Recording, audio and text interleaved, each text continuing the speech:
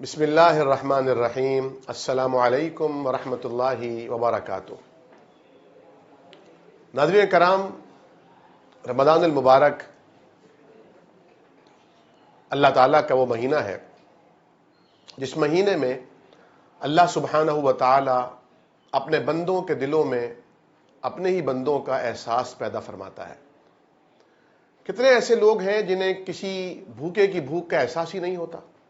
وہ سونے کا چمچ لے کر پیدا ہوتے ہیں، انہیں پتہ ہی نہیں ہوتا کہ آج کیا بنے گا، کیا پکے گا، انہیں کوئی فکر ہی نہیں ہوتی۔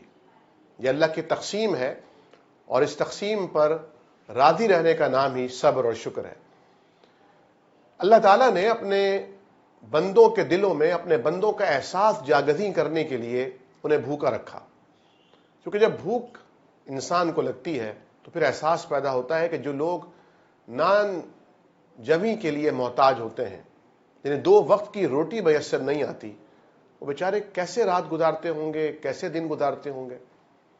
کتنے لوگ جنہیں ہم عام دنوں میں دیکھتے ہیں، وہ مزدوری کے انتظار میں شام تک بیٹھے رہتے ہیں، ان کے گھر والے اس امید پر وقت بتاتے ہیں کہ بابا آئیں گے اور ہمارے لیے کھانا یا کھانے کا اہتمام کر کے آئیں گے، لیکن جب وہ آتے ہیں خالی پیٹ تو وہ کہتے ہیں کہ نہ میں اپنا پیٹ بھر سکا، نہ تمہارے لیے کچھ لا سکا۔ کتنے سفید پوش ایسے ہیں جو کسی کے آگے ہاتھ نہیں پھیلا سکتے، جو کسی سے سوال نہیں کر سکتے، ان کی عزت نفس رکاوٹ بنتی ہے، مانے رہتی ہے۔ اللہ تعالیٰ نے ان کے لیے ایسا بہترین نظام مہیا فرمایا ہے زکوٰۃ کا، اور بالخصوص رمضان المبارک میں فطرے کا۔ زکوٰۃ تو آپ جانتے ہی ہیں کہ اس مال میں جو ضرورت سے زائد ہو، جس پر پورا 1 سال گزر جائے، 2.5 یعنی 2.5% کے حساب سے زکوٰۃ کی ادائیگی کی جاتی ہے۔ سونا ہو، چاندی ہو، یا کیش کی شکل میں ہو، یا تجارتی سامان ہو، وغیرہ وغیرہ۔ اس کے الگ احکامات ہیں جو ہم میں سے ہر ایک اپنے علاقے کے عالم دین سے پوچھ سکتا ہے۔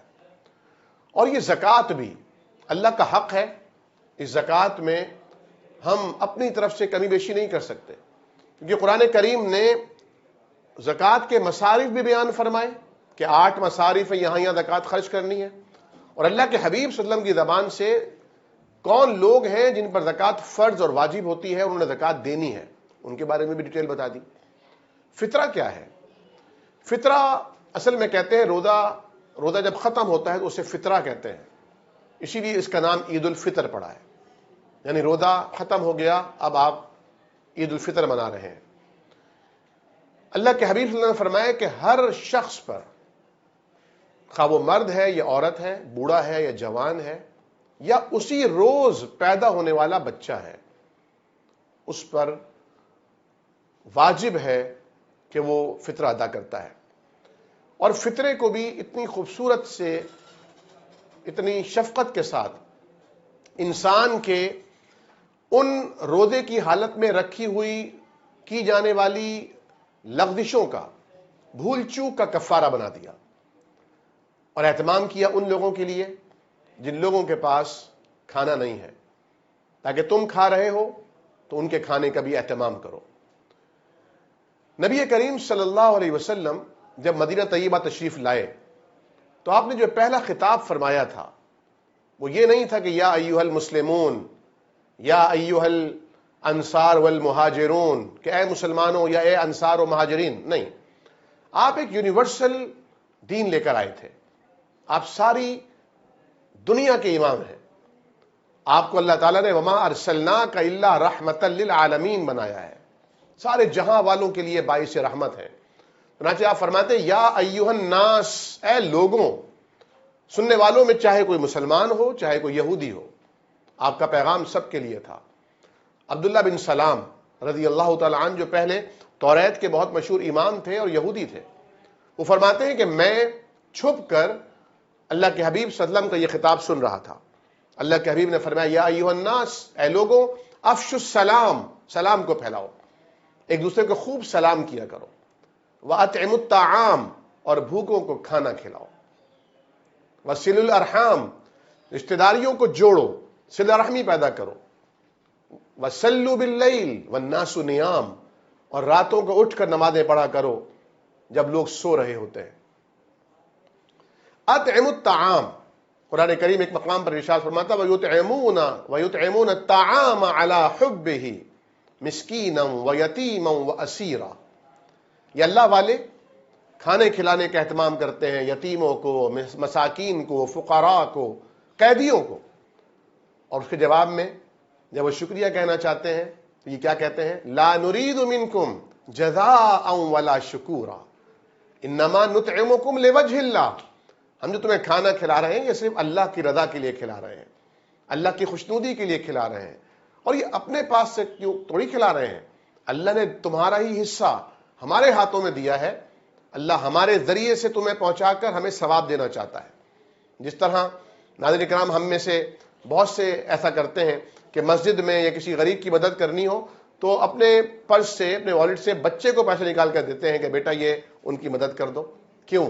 پیسہ تو آپ کا ہے، لیکن تاکہ آپ بچے کی عادت ڈالیں، تاکہ بچے کو بھی ثواب ملے، آپ کو بھی ثواب ملے. اور جب بچہ اس نہج اور اس عمر کو پہنچے کہ وہ اپنی طرف سے مدد کر سکتا ہے تو وہ یہ مدد کرے اور اس کا ثواب یقینی طور پر ایصال ثواب اور صدقہ جاریہ کے طور پہ آپ کو پہنچتا رہے.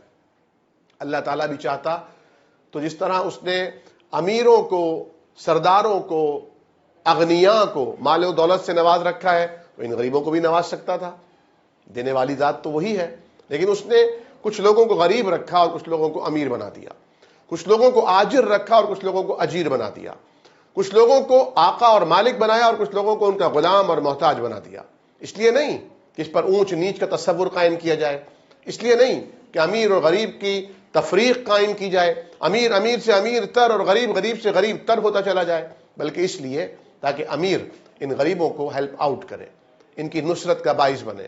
وَتَعَاوَنُوا عَلَى الْبِرِّ وَالتَّقْوَى، نیکی اور بھلائی کے کاموں میں ایک دوسرے کے ساتھ تعاون کیا جائے. اور نبی کریم صلی اللہ علیہ وسلم کا کتنا خوبصورت فرمان ہے، فرمایا من یسرا، جو کوئی اپنے مومن بھائی کے لیے آسانی کا معاملہ فرمائے گا اللہ تعالیٰ بھی اس کے لیے دنیا اور آخرت میں آسانی کا معاملہ فرمائے گا.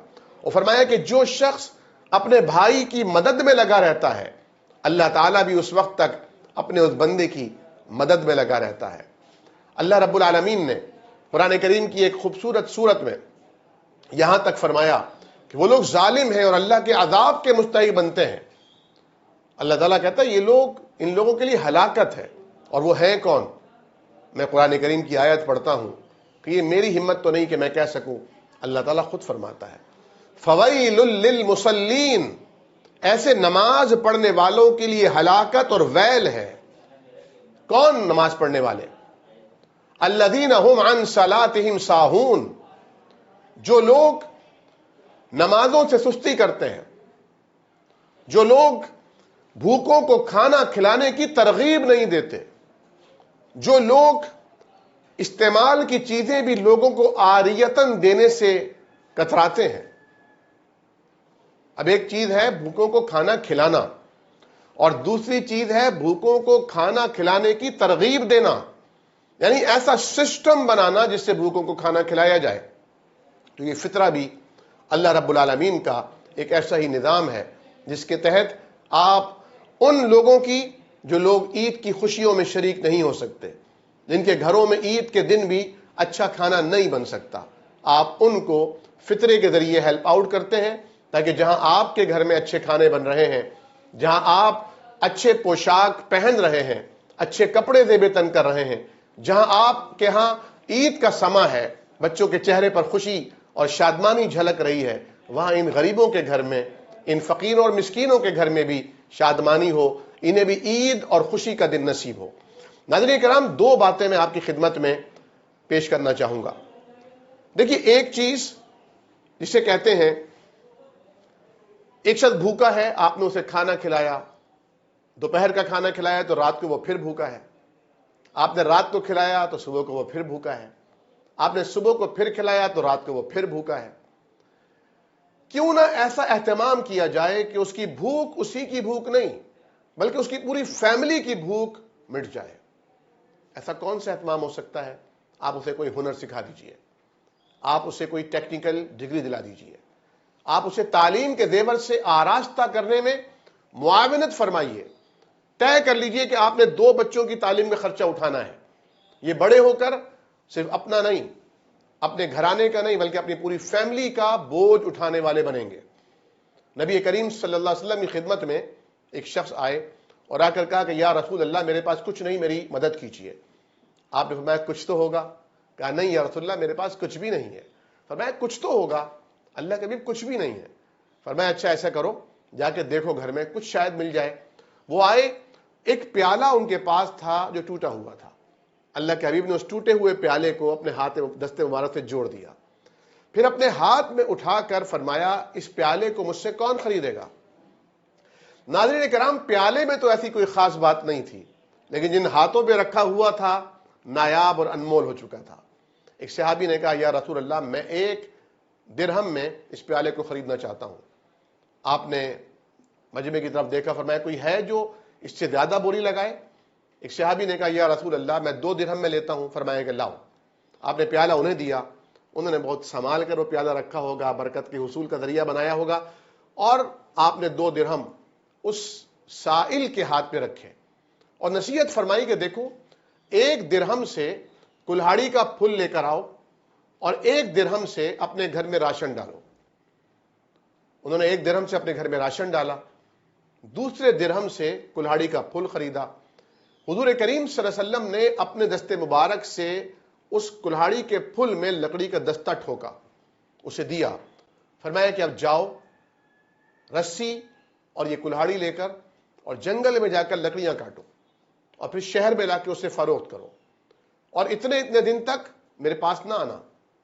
صحابی کچھ عرصے کے بعد جب نبی اکرم کی خدمت میں حاضر ہوئے تو فرمایا یا رسول اللہ الحمدللہ میں اپنے پیروں پر کھڑا ہو چکا ہوں، اب میں لینے کے بجائے دینے کی پوزیشن میں آ چکا ہوں۔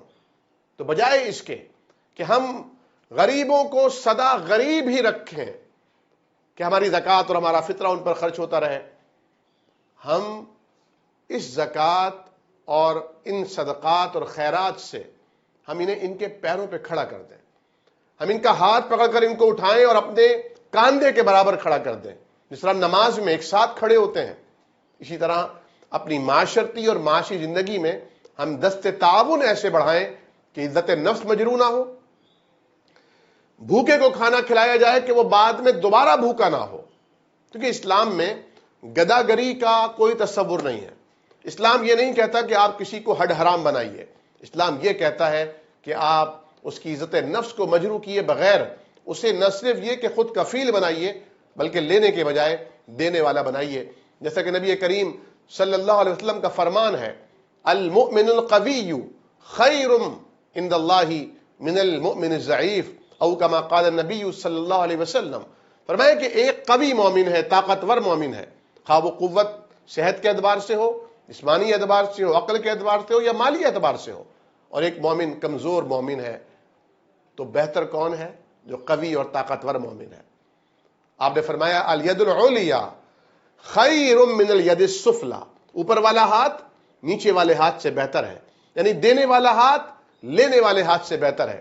اور ناظرین کرام، میں آپ کے ٹیلنٹ گروپ کی وساطت سے یہ بات بھی آپ کے سامنے رکھنا چاہتا ہوں کہ ہمارے بہت سے احباب جنہیں تجربہ ہوتا ہے کاروبار کا، جنہیں تجربہ ہوتا ہے بزنس کا، جنہیں تجربہ ہوتا ہے کسی خاص فیلڈ کا، جب ایک خاص عمر کو پہنچتے ہیں، جب تجربے سے بہت زیادہ متصف اور لیس ہو چکے ہوتے ہیں، انتہائی تجربہ کار ہوتے ہیں، وہ اگر مٹی میں ہاتھ ڈالتے ہیں تو سونا بنا دیتے ہیں، جس فیلڈ میں جاتے ہیں اس فیلڈ میں گروپ آف کمپنیز بنا دیتے ہیں، لیکن ہوتا کیا ہے؟ وہ کہتے ہیں اب تو میں اللہ اللہ کرتا ہوں۔ ناظرین کرام، اللہ اللہ کرنے کا اپنا اپنا طریقہ ہے۔ ایک غریب آدمی تسبیحات پڑھ پڑھ کے اللہ اللہ کر رہا ہے، آپ کا اللہ اللہ کرنا یہ ہے کہ آپ لوگوں کے روزگار کا ذریعہ بنیں، آپ لوگوں کے لیے فیکٹریز اور کارخانے لگائیں، انڈسٹریز قائم کریں تاکہ ان کے چولہے جلیں، انہیں حلال رزق پہنچانے کا آپ ذریعہ بن رہے ہیں۔ یہ آپ کی عبادت ہے، کیونکہ آپ جو کام کرتے ہیں اللہ کو راضی کرنے کے لیے وہ عبادت بن جاتی ہے۔ اسی طرح ایک بزرگ کا مجھے واقعہ یاد آ رہا ہے، انہوں نے دیکھا کہ ایک بہت امیر کبیر سیٹھ صاحب تھے، وہ مسجد میں جھاڑو لگا رہے تھے، تو مولوی صاحب کا وہاں سے گزر ہوا، انہوں نے ان کو روکا اور ان کے ہاتھ سے جھاڑو چھین لی انہوں نے کہا سیٹھ صاحب یہ کیا کر رہے ہیں آپ؟ انہوں نے کہا میں اللہ کا گھر صاف کر رہا ہوں، اللہ کے گھر کی خدمت کر رہا ہوں، اللہ کو راضی کرنے کے لیے۔ فرمایا کوئی کام ہم غریبوں کے لیے بھی چھوڑ دیجئے، یہ تو غریب کرنے کا کام ہے، امیر اس طرح اللہ کو راضی نہیں کرے گا۔